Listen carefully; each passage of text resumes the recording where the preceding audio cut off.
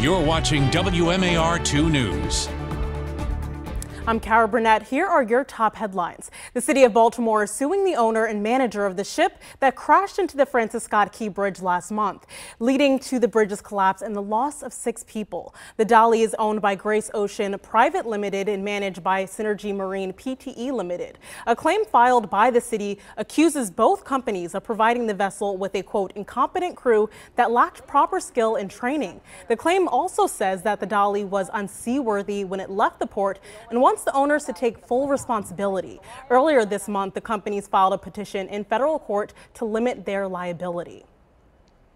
The closure of the Port of Baltimore threatened to cut off a piece of the country's supply chain, but so far the impact has not been as severe as some may have expected. Supply chain logistics companies like Nexters were prepared. Their clients include manufacturers, retailers, and distributors who rely on the Port of Baltimore. Using software, they help importers figure out the cheapest and most convenient backup option. Most cargo is getting offloaded in New York and then sent to Baltimore by truck or train. Existing supply chain concerns, a shortage of drivers, a shortage of certain freight equipment, are now heightened. When there's an unexpected surge in a particular part of the country in any form of logistics, it creates those kinds of worries. Will you have equipment? Will you have drivers? Will you have capacity and labor? Palikoff says it's an inconvenience with some extra costs, but with a light at the end of the tunnel, a projected reopening date by the end of May, it's manageable. He does warn for industrial goods and home building products, we can expect to see a price increase.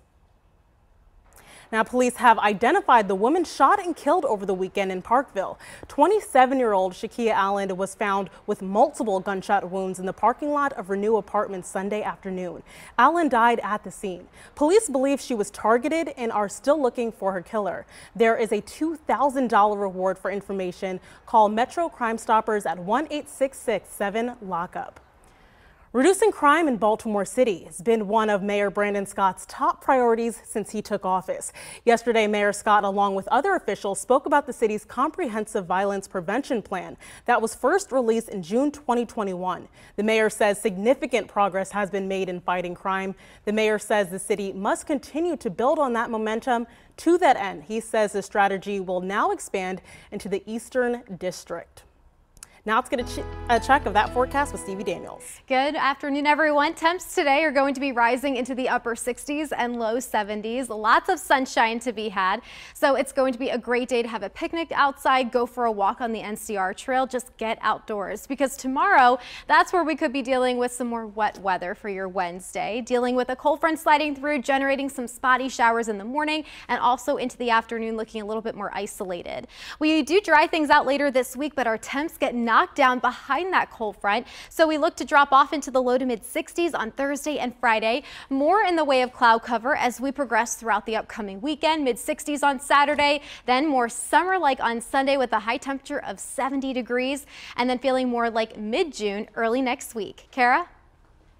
All right, thanks. Now stick with WMAR2news.com for updates throughout the day. And for news and weather while you're on the go, make sure to download our app.